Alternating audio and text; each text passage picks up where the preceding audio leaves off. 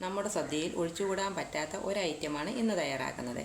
വേറെ ആരുമല്ല, നമ്മുടെ നാടൻ സാമ്പാർ തന്നെ. അതിനായി 1 കപ്പ് തുവരപ്പരിപ്പ് കഴുകി എടുത്തിട്ടുണ്ട്. കുക്കറിൽ 1 കപ്പ് വെള്ളം ഒഴിച്ച് ചൂടായി വന്നിട്ടുണ്ട്. ഇതിലേക്ക് കഴുകിയെടുത്ത തുവരപ്പരിപ്പ് ചേർത്ത് കുറച്ച് മഞ്ഞൾപ്പൊടിയും ചേർത്ത് ഇളക്കി ഒന്ന് അടച്ചു വെച്ച് 1 വിസിൽ വരുമ്പോൾ ഗ്യാസ് ഓഫ് ചെയ്യാം.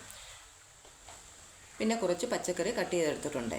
ഞാനിവിടെ കുറച്ച് വെള്ളരിക്കയും ക്യാരറ്റ്, ബീൻസ്, ഉരുളൻകിഴങ്ങ്, കത്തിരിക്ക, മത്തങ്ങ, മുരിങ്ങയ്ക്ക, ചെറിയ ഉള്ളി, പടവലങ്ങ, തക്കാളി, വെണ്ടയ്ക്ക, പിന്നെ ഒരു പച്ചമുളക് ഇത്രയും എടുത്തിട്ടുണ്ട്. ഇനിയും തക്കാളിയും വെണ്ടയും ഒഴിച്ച് ബാക്കി കഷ്ണങ്ങളെല്ലാം നമുക്ക് വെന്ത പരിപ്പിലേക്ക് ചേർത്ത് കൊടുക്കാം. 1 വിസിൽ വരുമ്പോൾ ഗ്യാസ് ഓഫ് ചെയ്യാം.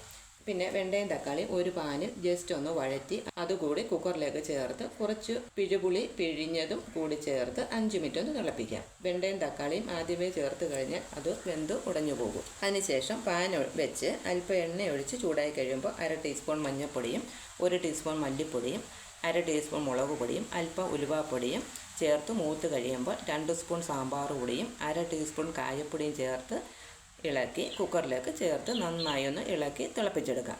പിന്നെ കടുക് താളിച്ചൊഴിക്കാം. അതിനായി പാൻ വെച്ച് എണ്ണ ചൂടായി കഴിയുമ്പോൾ കടുകിട്ട് പൊട്ടിക്കാം. ഉള്ളി അരിഞ്ഞതും കുറച്ച് വെളുത്തുള്ളി അരിഞ്ഞതും 2-3 വറ്റൽമുളകും അല്പം ജീരകം കൂടി ചേർത്ത് മൂപ്പിക്കാം. ജീരകവും വെളുത്തുള്ളിയും മൂത്ത് വരുമ്പോൾ തന്നെ നല്ല മണമാണ്.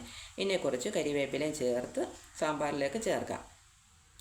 കൂടെ കുറച്ച് മല്ലിയില അരിഞ്ഞതും ചേർത്തിളക്കി ഉപ്പ് പാകത്തിനുണ്ടോ എന്ന് നോക്കണം. ഞാനിവിടെ കുറച്ച് ഉപ്പ് കൂടി ചേർക്കുന്നുണ്ട്. ഇപ്പോൾ നമ്മുടെ സൂപ്പർ സാമ്പാർ റെഡി ആയിട്ടുണ്ട്.